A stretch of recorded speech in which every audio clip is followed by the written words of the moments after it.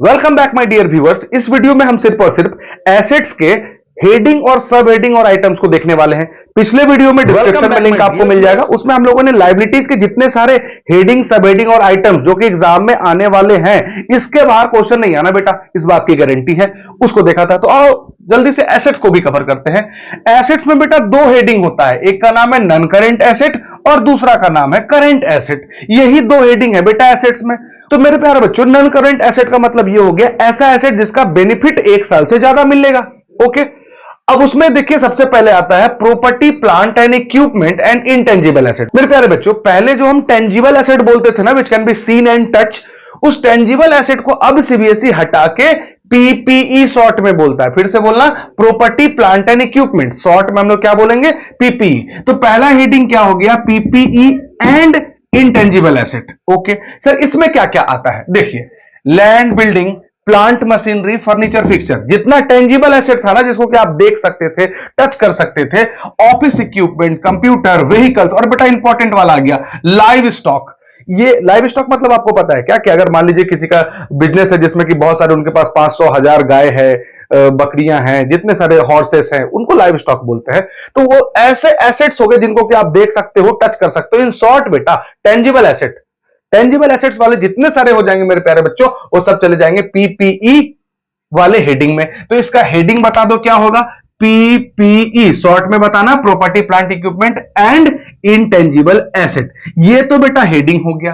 और ये एक्चुअली में क्या है, तो ये सर ये है टेंजिबल एसेट। और मैंने आपको अभी बताया है कि सीबीएसई अब टेंजिबल एसेट नहीं लिखता, वो क्या लिखता है, पीपीई। ऐसे बेटा आपने एग्जाम में लिख के आना है, ऐसे मेरे प्यारे बच्चों आपको एग्जाम में लिख के आना है। कोई भी टेंजिबल एसेट दिख जाए, land, building, plant, machinery, furniture, fixture, computer, office equipment, life stock, कुछ भी, लाइव स्टॉक, कुछ भी, आपने हेडिंग लगाना है पीपीई एंड इंटेंजिबल एसेट, और सब हेडिंग में देना है कि भैया ये तो पीपीई है, टेंजिबल एसेट है। ओके, दूसरा क्या है, देखो बेटा जितना भी इंटेंजिबल, तो देखो जितने सारे इंटेंजिबल एसेट थे, चाहे वो goodwill, patent, copyright, trademark, brand, ये सब देखो ऐसे एसेट है जिनको आप देख नहीं सकते। सर और कुछ कुछ बताना, माइनिंग राइट, माइनिंग जो करने जा रहे हो, मास्टर हेड, जो बहुत सारा हेडिंग आप देखते हो, हर कंपनी का अपना टैगलाइंस होता है, लाइसेंस, फ्रेंचाइजीज, डिजाइंस हो गया, कुछ फॉर्मूला हो गया, कुछ मॉडल हो गया, इंटेलेक्चुअल प्रॉपर्टी राइट हो गया, प्रोटोटाइप्स हो गया, ये सब ऐसे एसेट्स है जिनको आप देख नहीं सकते। तो बेटा इसका भी हेडिंग क्या हो जाएगा, PPE, property, plant, equipment and intangible asset. और ये है क्या सर, इंटेंजिबल एसेट है, तो इंटेंजिबल एसेट सब हेडिंग में लिख देना। ये क्या था, टेंजिबल एसेट था, और टेंजिबल एसेट को अब हम लोग क्या लिखते हैं, पीपी, तो वहां पे पीपी लिखे, यहां पे इंटेंजिबल एसेट लिखेंगे। हो गया सर, ये दो सब हेडिंग हम लोगों ने कंप्लीट कर दिया। उसके बाद देखो क्या लिखा हुआ है, तो मेरे प्यारे बच्चों नॉन करेंट के हेडिंग में हम लोगों ने पीपीई, इंटेंजिबल एसेट, पीपी, इन दोनों को कवर कर लिया। अब बारी आई कैपिटल डब्ल्यूआईपी। अब कोई भी टेंजिबल एसेट जिसको कि आप पीपी बोलते हो, वो अभी इनकम्प्लीट है, बन ही रहा है, कोई ऐसा लैंड एंड बिल्डिंग जो कि आधा अधूरा है, तो उसको हम लोग क्या बोलते हैं, under construction land and building. कोई भी टेंजिबल एसेट जो अंडर कंस्ट्रक्शन है, तो उसको हम लोग किस हेडिंग में लगाएंगे बेटा, यही रहा आपका PPE and intangible asset. Heading तो यही होगा, और सब हेडिंग क्या हो जाएगा, कैपिटल डब्ल्यूआईपी। मैंने आपको पहले भी बोला था कि थोड़ा अकल लगा के आपको याद करना होगा। सर ये क्या गजब कर रहे हो आप, ये तो मुझे पहले से पता, कोई ट्रिक तो बताओ। ट्रिक ही तो है बेटा कि आपके समझ समझ के याद करना है। अब कहीं भी कोई भी चीज अंडर कंस्ट्रक्शन होगा, कोई प्लांट बिल्डिंग अंडर कंस्ट्रक्शन होगा, आपका दिमाग तुरंत लगेगा कि सर अंडर कंस्ट्रक्शन है, मतलब कि वो पीपी इंटेंजिबल एसेट है, और डब्ल्यूआईपी कैपिटल डब्ल्यूआईपी में चला जाएगा, इसी को तो बोलते हैं। अब देखिए under development intangible asset, tangible asset अगर अंडर डेवलपमेंट में है तो डब्ल्यूआईपी में चला जाएगा, कैपिटल डब्ल्यूआईपी में चला जाएगा, और इंटेंजिबल है तो ये आपका चल जाएगा इंटेंजिबल डेवलप्ड में चला जाएगा, और ये तो सेम ही होगा, पीपीई एंड इंटेंजिबल एसेट। बहुत अच्छा समझ रहे हो आप। अब देखिए एक और बहुत इंपॉर्टेंट आ गया आपके सामने, इंश्योरेंस क्लेम रिसीवेबल। आग वाग लग जाता है तो इंश्योरेंस क्लेम रिसीवेबल, या फिर सिक्योरिटी डिपॉजिट है, ये प्रीमियम नहीं है, सिक्योरिटी डिपॉजिट। इन दोनों को जब भी आप देखोगे तो आप इसे सेट कर देना अदर नॉन करेंट एसेट। यहां देखो अदर नॉन करेंट एसेट, ये दोनों ऐसे चीज है जो कि अदर नॉन करेंट एसेट में, और हेडिंग तो सेम ही रहेगा। ये भी हो गया सर। और बताइए, ये तो आपने पढ़ना नहीं है। हाँ, लोन्स एंड एडवांस में देखिए यहां पे कैपिटल एडवांस, फिर से इंपॉर्टेंट बड़ा बेटा, कैपिटल एडवांस हो गया, long term advance to supplier, supplier को अगर आप 12 महीने से ज्यादा कोई क्रेडिटर है तो वो भी यहां आ जाना है। पीपीई एंड इंटेंजिबल एसेट, बस आपने लगाना है long term loans and advance आना है, ठीक है। अब देखिए नॉन करेंट एसेट में कोई भी एसेट आ जाएगा जिसको आप 12 महीने से ज्यादा अपने बिजनेस में रखने जाते हो, फ्यूचर में सेल करने वाले हो, तो ये आपका नॉन करेंट एसेट हो गया। तो देखिए इसी तरीके से ये सारा कवर हो गया। सर याद कैसे करें? बार बार वीडियो देखें, एक दिन में 2 से 3 बार वीडियो देखें, याद तो आपको होना ही है, इस बात की गारंटी है।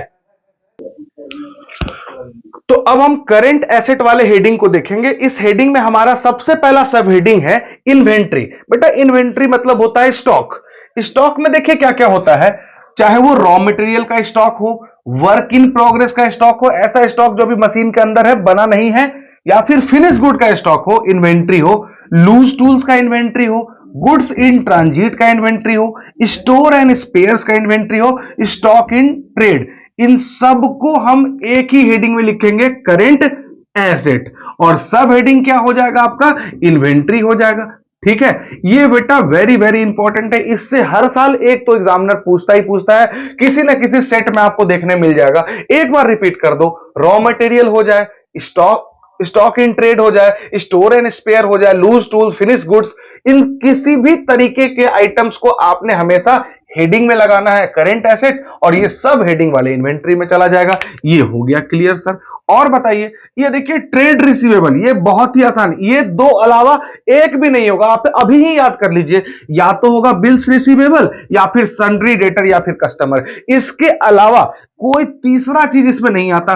ट्रेड रिसीवेबल में आप हमेशा दो ही चीज लिखोगे, बिल्स रिसीवेबल या फिर सन्ड्री एसेट या फिर कस्टमर, और हेडिंग तो आपका करेंट एसेट ही होना है। तो ये दोनों हेडिंग भी हो गया। आगे देखिए, तो मेरे प्यारे बच्चों आप याद भी करते जा रहे हो और सीखते जा रहे हो। सर और सिखलाइए। देखिए प्रीपेड एक्सपेंसेस या फिर एडवांस एक्सपेंसेस, कोई भी खर्चा जिसको आप प्रीपेड करके रखे हो। अब बोलते insurance prepaid, rent advance, salary advance या एडवांस सैलरी, एडवांस एक्सपेंसेस, कोई भी खर्चा एडवांस में चले जाए या फिर प्रीपेड चले जाए, हेडिंग में आपका आना है करेंट एसेट, और सब हेडिंग में आ जाएगा आपका अदर करेंट एसेट। कोई भी खर्चा जिसको आप एडवांस में पे कर दिए, कमीशन को एडवांस में पे कर दिए, तो प्रीपेड या एडवांस लगा रहा है एक्सपेंसेस के आगे, तो वो चला जाएगा अदर करेंट एसेट में। डिविडेंड रिसीवेबल, डिविडेंड देखिए रिसीवेबल है, अनपेड रहता तो लाइबिलिटीज में जाता, रिसीवेबल है करेंट एसेट और अदर करेंट लाइबिलिटीज में। एडवांस टैक्स, फिर से इंपॉर्टेंट आ गया बेटा, एडवांस टैक्स, एडवांस टैक्स हमेशा अदर करेंट एसेट में आ जाएगा। इंटरेस्ट अक्रूड ऑन इन्वेस्टमेंट, मतलब किसी भी इन्वेस्टमेंट पे अगर इंटरेस्ट अक्रूड है, मिला नहीं है, मिलने वाला है, अक्रूड इंटरेस्ट ऑन इन्वेस्टमेंट, ये भी अदर करेंट एसेट में चला जाएगा आपका, ठीक है। उसी तरीके से देखिए cash in hand, cash at bank, cheque, demand draft, ये भी आके आपका आ गया करंट एसेट। और इसका सब हेडिंग क्या हो गया? तो सर इसका सब हेडिंग हो जाएगा आपका कैश एंड कैश इक्विवेलेंट, और आपका आ जाता है करंट इन्वेस्टमेंट आ जाता है वगैरह वगैरह। ये सब बेटा आप एक बार देख लेना। एक चीज और छूट रहा था, एक इंपॉर्टेंट था, आप लिख लो जरा मेरे साथ, एडवांस रिसीव फ्रॉम कस्टमर, जल्दी से लिख लो बेटा इसको, advance receive from customer. Customer से अगर एडवांस रिसीव होगा तो उसका हेडिंग चला जाएगा करेंट लायबिलिटी, और सब हेडिंग हो जाएगा अदर करेंट लायबिलिटी। बेटा इन दोनों वीडियोस को अगर आप कर लेते हो तो एग्जाम में एक भी क्वेश्चन आपको इससे बाहर देखने नहीं मिलेगा, अगर मिला भी तो आप अपने अंडरस्टैंडिंग से उसको कर लोगे। अब याद कैसे हो सर? ये तो प्रॉब्लम पहले भी था और अभी भी है। एक दिन में 3 बार इस वीडियोस को देखिए। याद नहीं हो तो आप कमेंट में लिख के बताइए, जरूर आपके दिमाग में ये चीज याद होना ही होना है। Thank you so much my dear student, all the very best for your exams.